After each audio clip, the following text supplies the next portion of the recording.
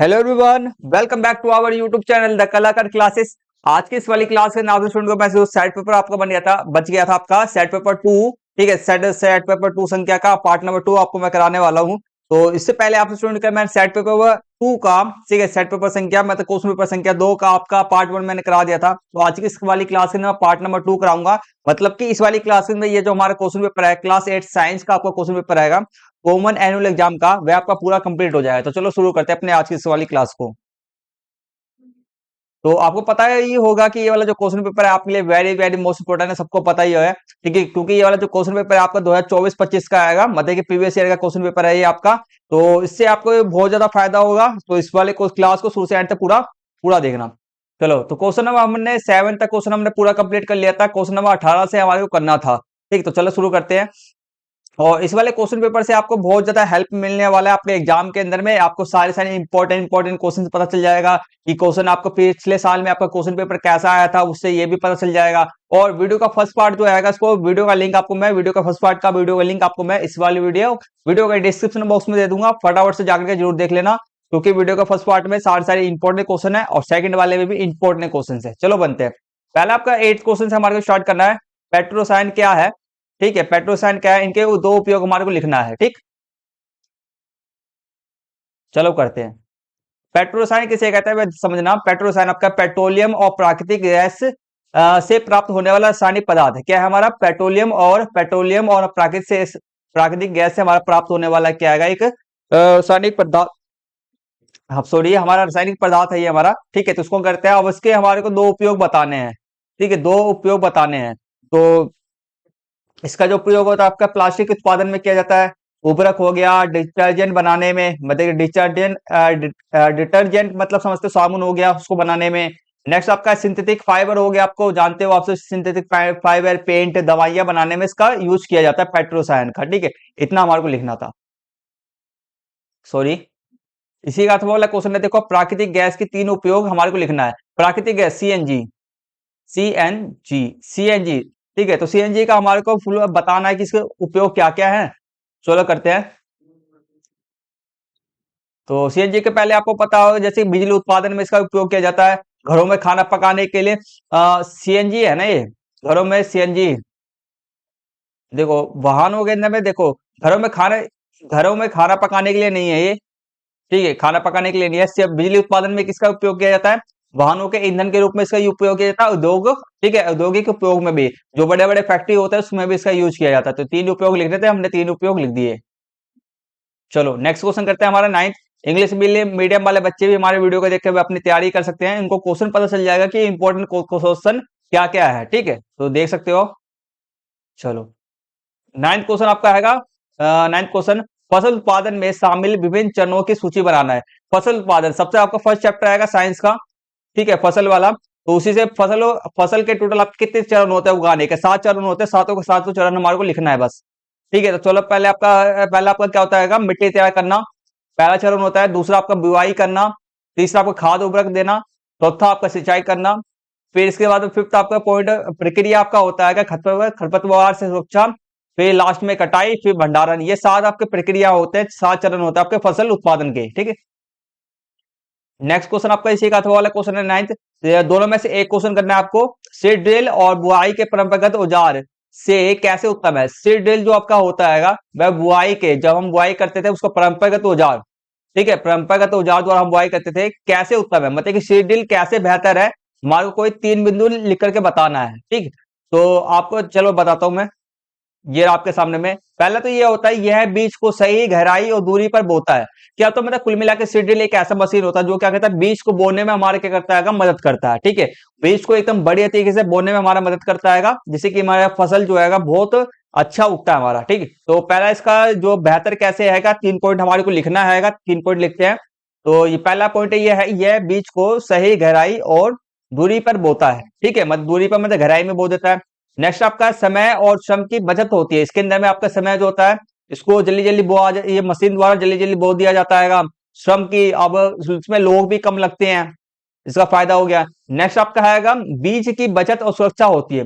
यहाँ पे बीज है ये, ठीक है, बीज की बचत। अब वहां पर ना जैसे कि पहले पहले जमाने पे हम कैसे करते थे, हाथ से बोया करते थे। कहीं गिर गया, कहीं गिर गया, कहीं गिर गया। कहीं पे भी गिर जाता था तो उसको सुरक्षा हो गया, बीज भी सही से रहता है, उसमें पूरा बढ़िया तरीके से बंद करके रखा रहता है। ठीक है, तो इस प्रकार से ये 3 फायदे आएंगे सीड ड्रिल के। ठीक है, सीड ड्रिल से बुआई करने पर इसके फायदे हैं। चलो नेक्स्ट क्वेश्चन करता है हमारा 10th है, सस्ती धातुओं के ऊपर क्रोमियम की परत क्यों निक्षेपित की जाती है? 3 कारण हमारे को लिखना है। निक्षेपित मतलब होता है चढ़ाना, क्यों चढ़ाया जाता है? जो भी हमारे सस्ती धातुएं होते हैं इसको क्रोमियम, क्रोमियम मतलब समझते हो चमकीला पदार्थ होता है। ठीक है, तो क्यों चढ़ाया जाता है धातु के ऊपर में? तो इसको भी इसके हमारे को 3 कारण लिखने हैं। पहला हमारा जंग लगने से बचाने के लिए। जंग लगने से देखो कोई भी वस्तु होता है, लोहे की जितनी भी वस्तु होती है उस पर जंग लग जाता है, और भी अन्य वस्तु भी, स्टील सब पे भी जंग लग जाता है, ऐसी बात नहीं है। ठीक है, तो जंग लगने से बचाने के लिए क्रोमियम धातु जो हमारा चमकीला धातु होता है उसको परत चढ़ाया जाता है, पहला ये। नेक्स्ट आपका आकर्षण चमक के लिए। अब हमारे को किसी भी धातु पे हमारे को आकर्षक चमक चाहिए। ठीक है, तो हमारे को चमक चाहिए तो हम क्या करेंगे? हम आकर्षक इसको चमक देने के लिए आकर्षक। ठीक है, नेक्स्ट हमारा कठोरता और घिसाव प्रतिरोध के लिए। अब कठोरता, उसको कठोर बनाने के लिए, और घिसाव प्रतिरोध मतलब कि उसपे कोई घिसाव अगर कोई मतलब कि मान चलो वह घिस भी गया तो उस पर घिसाव प्रतिरोध, घिसाव ना हो। घिसाव प्रतिरोध का मतलब घिसाव ना हो उस पर। ठीक है, तो इसलिए हम इसका करते हैं ये 3 कारण होता है कि हम क्रोमियम धातु चढ़ाते हैं किसी भी वस्तु के ऊपर। ठीक है, चलो नेक्स्ट क्वेश्चन हमारा आएगा 11th है। देखो पहले आपका क्वेश्चन पूछा जा रहा है इसका, क्या परावर्तित प्रकाश को पुनः परिवर्तित किया जा सकता है? वास्तविक जीवन से एक उदाहरण दीजिए। ठीक है, परावर्तित को कर सकते हैं क्या हम? बताओ, परावर्तित प्रकाश को फिर से परावर्तित कर सकते हैं। जैसे कि परावर्तित का मतलब क्या होता है? जैसे कि यह एक शीशा, मान लो नीचे लेटा हुआ शीशा है, एक वस्तु आपका किरण आपका प्रकाश किरण आपका आया, ठीक है, इस बिंदु से टकरा करके क्या हो जाता है? आपका परिवर्तित हो जाता है। क्या हो जाता है? परिवर्तित हो जाता है। ठीक है, तो हमने मान चलो यहीं पे मैंने जब ये परिवर्तित हो गया, परिवर्तित होकर के इधर मुड़ गया, मैं इसके सामने फिर से मैं शीशा ला दूंगा, फिर से मैं शीशा ला दूंगा तो शीशे के इस बिंदु पे टकराएगा, फिर से इसको शीशे टकरा करके फिर से ये इस तरफ मुड़ जाएगा ना। तो हम क्या कहते हैं? दूसरा शीशा लगा करके भी हम मोड़ सकते हैं। ठीक है, तो हमारे को जीवन का एक उदाहरण बताना, वास्तविक जीवन का एक उदाहरण बताना है। तो पहला आपका आएगा, हाँ उदाहरण है। ठीक है, तो पेरिस्कोप जो आपका होता है ना, पेरिस्कोप जो पनडुब्बी में ऊपर देखने के लिए होता है, तो इसका एग्जाम्पल है आपका। ठीक है, वास्तविक जीवन का आपका एग्जाम्पल है पेरिस्कोप। नेक्स्ट क्वेश्चन आपका है ठीक है, परिदर्शी में कितने समतल दर्पणों का उपयोग किया जाता है? परिदर्शी, परिदर्शी मतलब क्या है? इसको पेरिस्कोप है, क्या ये यही पेरिस्कोप ही, परिदर्शी पेरिस्कोप दोनों एक ही है। ठीक है, तो समतल दर्पण, कितने समतल दर्पण का उपयोग है देखो, तो इसके अंदर में हमारे को पहले परिवर्तित करने के लिए हमारे को कितना, यहाँ पे जो हमने परिवर्तित करा, कितने दर्पण की जरूरत पड़ा? हमारा पहला एक ये था, दूसरा हमारे को ये, तो 2 दर्पण की जरूरत पड़ा। तो उसी प्रकार से पारदर्शी मतलब पेरिस्कोप में भी टोटल कितने दर्पण की जो हमारे को जरूरत होता है? हमारे को 2 समतल दर्पणों का यूज होता है। तो आप कितना लिखोगे? यहाँ पे लिखो 2 समतल दर्पण होते हैं।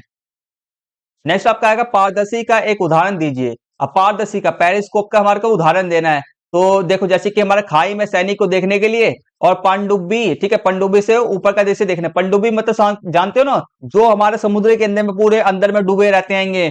ठीक है, डूबे रहते हैं, और फिर इसको ऊपर देखने के लिए एक लंबी सी पाइप निकलती है जो हमारा अपना जो पानी की सतह तक जाता है, तो इस प्रकार से हम देख पाते हैं। पेरिस्कोप ही होता है जिसके कारण हम पनडुब्बी के गहराई में, समुद्र के गहराई में रहते भी हम ऊपर का जो ऊपर में क्या क्या हो रहा है, ठीक है, समुद्र तल से ऊपर में जो भी क्या क्या दिख रहा है, क्या क्या हो रहा है, वो हमारे को पता चल जाता है। ठीक है, तो ये सब चीजें हैं। चलो, तो हमारे यहाँ पर हमारे 3 मार्क्स वाले सारे क्वेश्चन कंप्लीट हो जाते हैं। अब यहाँ से जो हमारा नेक्स्ट खंड स्टार्ट होने जा रहा है, खंड ग। ठीक है, तो करते हैं। यहाँ से हमारे जितने भी क्वेश्चन आएंगे खंड ग, वो हमारे सारे सारे 6 क्वेश्चन हैं। 12 से लेकर टोटल आपके 15 क्वेश्चन आएंगे। 12, 13, 14, 15 मतलब टोटल 4 क्वेश्चन आपके 6 मार्क्स वाले आपके क्वेश्चन हैं। चलो करते हैं। एक सेकंड रुक जाना। चलो ठीक है, सॉरी, सही मिलान करना है हमारे को। बहुत आसान क्वेश्चन है ये सारे सारे। देखो पहला आपका है जरायुज जंतु। जरायुज जंतु किसे कहते हैं? शिशु को जन्म देने वालों को हम कहते हैं जरायुज जंतु। किसे है? शिशु को जन्म देने वाले को कहते हैं। कायांतरण, ठीक है, कायांतरण आपको किसे कहते हैं? लार्वा का वयस्क में बदलना। लार्वा का वयस्क में बदलने की प्रक्रिया को हम कायांतरण कहते हैं। ठीक है, नेक्स्ट आपका अलैंगिक जनन। अलैंगिक जनन क्या होता है? देखो अलैंगिक जनन आपका केवल एक ही जनक का शामिल होना। अलैंगिक जनन में केवल एक ही जनक कोई भी शामिल होता है, ये हो गया। निषेचन आपका, निषेचन आपका होता है का अंडाणु, ठीक है, अंडाणु शुक्राणु का संलयन, दोनों का मिलना, ये होता है। नेक्स्ट आपका अंडा पराजक जंतु। अंडा पराजक जंतु जो अंडे देते हैं आपके, ये हो गया मिलान। गर्भ, गर्भ जो आपका होता है क्या करता है? गर्भ के अंदर में आपके सभी ठीक है, सभी शारीरिक भाग विकसित होकर पहचानने योग्य हो जाते हैं। गर्भ के अंदर में जितने भी हमारे जैसे कि अंडा होता है गर्भाशय गर्भ में, ठीक है, तो वहां पर सब हाथ जो अंडा होता है, हर एक जो अंग होते हैं अंडे के, सब विकसित होकर के एक पहचानने योग्य में बन जाता है ये, ठीक है। मतलब कि पूरा जो हमारा गर्भ के अंदर में कोई भी बच्चा होता है उसका पूरा पूर्ण विकास होता रहेगा, ठीक है। तो बस यही है। तो ये था 12 क्वेश्चन। नेक्स्ट क्वेश्चन करते हैं। नेक्स्ट क्वेश्चन आपका 13। देखो, किसी वस्तु की अपनी मध्य स्थिति के इधर उधर आगे पीछे होने वाली गति को हम क्या कहते हैं? कंपन कहते हैं। कोई भी वस्तु है अपने मध्य स्थिति है, अगर उसकी कोई स्थिति था तो उसके इधर उधर हो गया, आगे पीछे होने की गति को हम क्या कहते हैं? गति को हम कंपन कहते हैं। जब कस कर तनित एक रबड़ के छल्ले को कसित कहते हैं, कोई भी रबड़ का छल्ला है, हम उसको करके कस के, ठीक है, छल्ले को कसित करते हैं, मतलब कि कसते हैं, ठीक है, या बीच से खींच कर छोड़ते हैं, तो यह कंपन करता है और ध्वनि उत्पन्न करता है। जब यह कंपन करना बंद कर देता है तो ध्वनि भी बंद हो जाती है। बस सिंपल सा कहा जा रहा है। चलो क्वेश्चन जो पूछा जा रहा है उसको क्वेश्चन का आंसर देते हैं हम। देखो, तो फर्स्ट क्वेश्चन आपके सामने में आएगा, ध्वनि डैश में संचरित नहीं हो सकता। देखो, ध्वनि डैश में संचरित नहीं हो सकता। किस में संचरित? संचरित मतलब नहीं गुजर सकता। किससे नहीं गुजर सकता आपका? देखो, तो इसका राइट आंसर आपका आएगा बी, निर्वात। निर्वात मतलब कि जहां पे वायु ना हो, जहां पे ध्वनि हमारा, जहां पे वायु नहीं होता ना, वहां पे ध्वनि जो है ना संचरित, मतलब कि एक स्थान से दूसरे स्थान तक नहीं जा सकता, ठीक है। तो निर्वात में जहां आपका हवा नहीं होता है वहां पर ध्वनि नहीं गुजर सकता, वहां से नहीं, एक जगह से दूसरी जगह जा ही नहीं सकता, आगे बढ़ ही नहीं सकता, ठीक है। नेक्स्ट आपका आएगा, सामान्य वार्तालाप की ध्वनि की प्रबलता क्या होती है? देखो, ध्वनि को किसमें मापा जाता है? डीबी, डेसिबल में मापा जाता है, सबको पता है। अब हमारे को पता है सामान्य वार्तालाप की, ठीक है, सामान्य वार्तालाप की प्रबलता क्या होती है, ताकत क्या होती है, डेसिबल कितना होता है? तो इसका राइट आंसर आपका आएगा 60 डेसिबल होता है।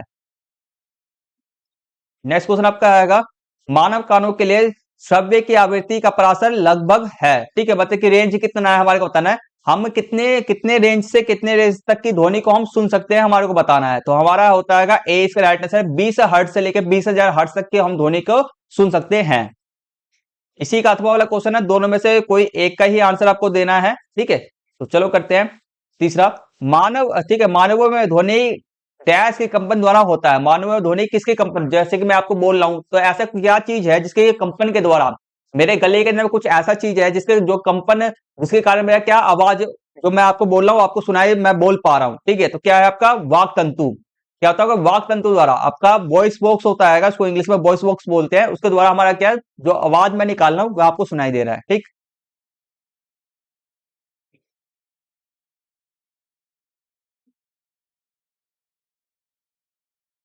चलो, नेक्स्ट क्वेश्चन हमारा है 14। सभी जीवों को भोजन की आवश्यकता होती है, बिल्कुल सही बात है। पादप, ठीक है, पादप पौधे अपना भोजन स्वयं बना सकते हैं, हाँ सही है।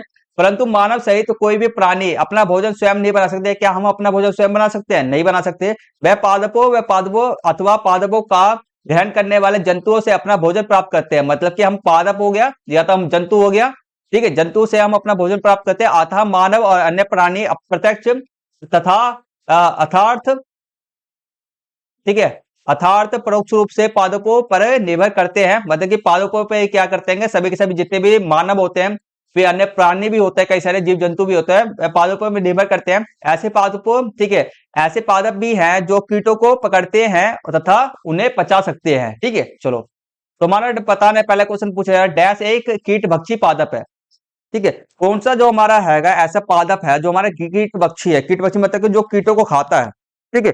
तो कीटों को खाने वाले जो,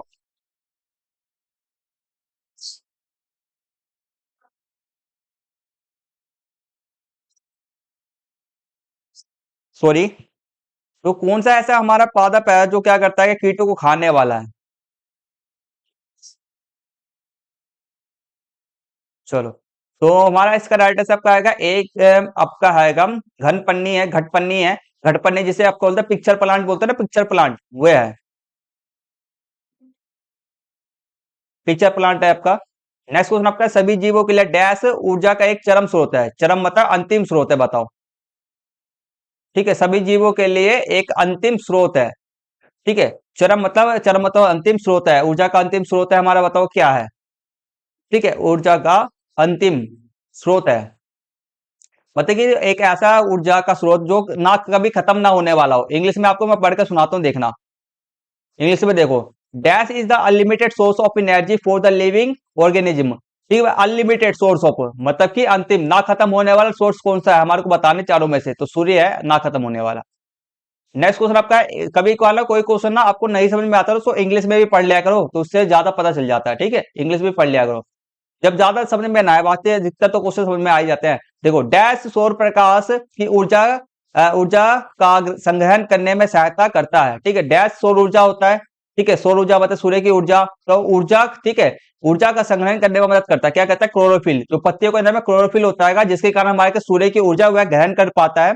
अगर क्लोरोफिल पत्तियों के अंदर में नहीं होगा तो वह अपना पौधे जो है अपना भोजन नहीं बना पाएंगे। ठीक है, समझ रहे हो बात को? तो क्लोरोफिल होता है, इसे हरित लवक भी कहा जाता है, जिसे हरित लवक भी कहा जाता है।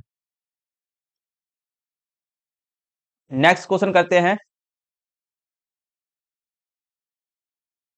चलो, इसी का क्वेश्चन बच गया था। देखो, डैश स्टार्च एक डैश का एक प्रकार का डैश है। क्या स्टार्च एक क्या होता है? कार्बोहाइड्रेट होता है। क्या होता है? पत्तियों के अंदर में क्या पाया जाता है? आपका स्टार्च बनाते हैं। ठीक है, तो पत्ती क्या होता है? स्टार्च एक प्रकार का, और प्लस में जो हम भी खाना खाते हैं, भोजन खाते हैं, उसमें क्या होता है? स्टार्च होता है। ठीक है, तो स्टार्च मतलब क्या होता है? कार्बोहाइड्रेट। स्टार्च एक प्रकार का क्या है? कार्बोहाइड्रेट है। नेक्स्ट क्वेश्चन देखते हैं। 15 हमारा, मरुस्थल में जल बहुत कम मात्रा में उपलब्ध होता है। बिल्कुल सही बात है। मरुस्थल दिन में बहुत गर्म और रात में ठंडा होता है। मरुस्थल में पाए जाने वाले पौधे और जंतुएं मरुस्थलीय मृदा पर रहते हैं। सही है। शोषण के लिए आसपास की वायु का उपयोग करते हैं। ठीक है, सिंपल सा कहा जा रहा है। चलो क्वेश्चन करते हैं। किसी सजीव का वह परिवेश जिसमें वह रहता है डैश कहलाता है। क्या कहलाता है? आपका आवास कहलाता है। जिसमें भी कोई वस्तु रहते हैं उसको क्या कहते हैं? हम आवास कहते हैं। नेक्स्ट क्वेश्चन आपका, डैश मरुस्थलीय जीव है। क्या है हमारा? ऊंट। ऊंट एक क्या मरुस्थलीय जीव है। वेल हो गया, कैक्टस। ठीक है, जीव की हमारे को बात करना आएगा, जीव की। ठीक है, तो कैक्टस एक का पौधा है। डॉल्फिन पानी में रहने वाला है, तो ऊंट है। चलो नेक्स्ट क्वेश्चन करते हैं। ये हमारा लास्ट क्वेश्चन है बस। नेक्स्ट क्वेश्चन आपका आएगा, मौसमी जंतु रात्रि में बाहर निकलते हैं तो क्योंकि रात्रि में तापमान क्या होता है आपका? क्या होता है तापमान? सामान्य से सामान्य होता है? नहीं, सामान्य नहीं रहता। सामान्य से अधिक रहता है? नहीं रहता। सामान्य से कम? सामान्य से कम रहता है। क्या रहता है? सामान्य से आपका कम रहता है, इसलिए लोग रात्रि में जीव बाहर निकलते हैं। इसी का अथवा वाला क्वेश्चन आएगा, मौसमी पौधों में मोटी मोम परत डैश संरक्षण में सहायता करती है। मौसमी पौधे के अंदर मोटी मोम की परत होती है। ठीक है, तो वह किसके संरक्षण में मदद करती है? पानी के संरक्षण में मदद करती है। ठीक है, तो हर एक जितने भी आपके पौधे होते हैं आपको उसमें ना मोटी मोम परत रहता है, जिसके जिससे कि ना वह जिससे वह बाष्पोत्सर्जन की जो प्रक्रिया आपका होता है वह उसको कम करते हैं। ठीक है, तो बस हमारे यहाँ पे हमारे सारे सारे क्वेश्चन 15 क्वेश्चन हमने कंप्लीट कर लिए हैं। आपका सेट नंबर 2 संख्या हमारा जो है पूरा कंप्लीट हो जाता है। आशा करता हूँ स्टूडेंट को ये क्वेश्चन पेपर बढ़िया तरीके समझ में आ गया होगा। अगर कोई कोई भी दिक्कत परेशानी कुछ भी हो तो कमेंट्स करना, आपके सारे डाउट्स को मैं क्लियर कर दूंगा। और आपसे स्टूडेंट के लिए बता दूं, मैंने अभी साइंस पढ़ाया है, आपसे स्टूडेंट के लिए मैथ्स के क्वेश्चन पेपर का भी वीडियो मैंने बना दिया है, आपको हमारे यूट्यूब चैनल पर जल्दी से मिल जाएगा। ठीक है, तो हमारे वीडियो को देखते रहा करो। ठीक है, तो आज की क्लास को यहीं पे फिनिश करते हैं। मिलते हैं जल्दी से नेक्स्ट वीडियो के अंदर में, तब तक के लिए टेक केयर, टेक बाय, जय हिंद, जय Bharat and thank you for watching.